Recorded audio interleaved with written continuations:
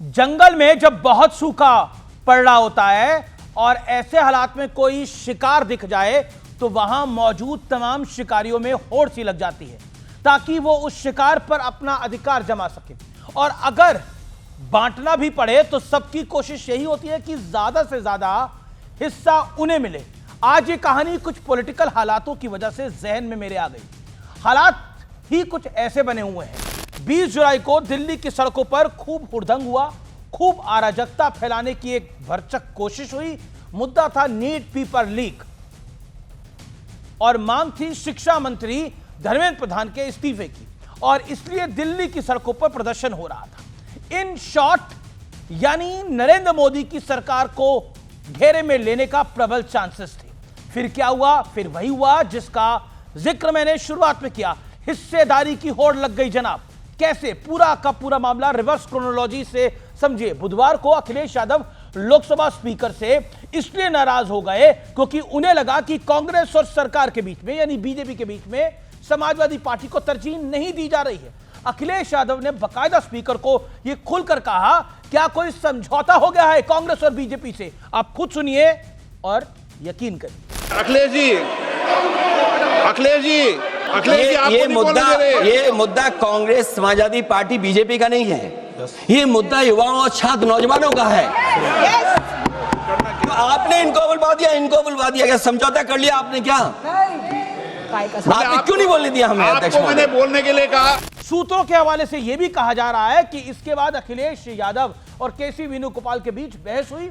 वेणुगोपाल ने अखिलेश यादव से कहा कि उन्होंने मंत्री के इस्तीफे की मांग क्यों नहीं की। इस पर अखिलेश ने कहा, इस्तीफे का क्या है, वो तो हम कभी भी ले लेंगे। इससे पहले 21 जुलाई को राहुल गांधी ने कॉकरोच जनता पार्टी से अपना एक अलग धरना शुरू कर दिया था, जबकि कॉकरोच जनता पार्टी का मंच जंतर मंतर पर सजा था। लेकिन कांग्रेस नेता पीएम आवास के बाहर धरने पर बैठ गए, जो धरने की निर्धारित जगह है ही नहीं। कांग्रेस नेता संदीप दीक्षित ने तर्क दिया, जैसे सेना दुश्मनों पर चारों तरफ से हमला करती है वैसे ही विपक्ष भी सरकार पे चौतरफा हमला करता है। लेकिन कांग्रेस के इस तर्क पर की हवा आम आदमी पार्टी के कई नेताओं ने निकाल दी। पहला नाम है संजय सिंह का। संजय सिंह ने बाकायदा एक्स पर एक पोस्ट लिखा, कॉकरोच जनता पार्टी के आंदोलन को कमजोर करने के लिए प्रधानमंत्री मोदी ने कांग्रेस को खुद अपने दरवाजे पर बिठा दिया है। इस पर कांग्रेस को बहुत गुस्सा आया, यानी बहुत गुस्सा। उनके नेता श्रीनिवास बीवी ने पलटवार करते हुए पूछा, संजय का पोस्ट किसने लिखा है, अमित मालविया ने या राघव चड्ढा ने? उधर कांग्रेस पीएम आवास पर बैठी थी तो कॉकरोच जनता पार्टी के मंच पर उद्धव ठाकरे, शरद पवार, सुप्रिया सूले और आम आदमी पार्टी के नेता पहुंच गए।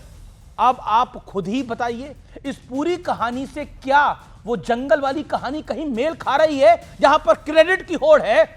यह आंदोलन है या फिर क्रेडिट की होड़? सोचिए और खुद फैसला कीजिए। क्या यह वाकई आंदोलन अब राजनीतिक हो चला है? पहले स्टूडेंट्स को आगे किया, उन्हें पिटवाया जिसका दुख है, और उसके बाद अराजकता को फैलाया गया, उसके बाद नेतागिरी चमकाई गई और सब कुछ हुआ भरे उजाले के अंदर। और फिर भी कहते हैं आंखें बंद करो और यकीन करो, यह भरी दोपहरी नहीं, काला घना अंधेरा है। कैसे करेंगे जनाब, कैसे करेंगे? ये सत्य और तथ्य है। मैंने हार्ड फैक्ट्स रखे हैं, इसके अलावा कुछ नहीं रखा है, और इन फैक्ट्स के बूते पर आप निर्णय करिएगा। इस वीडियो को घर घर तक पहुंचाइएगा। आपसे मेरा एक निवेदन रहेगा।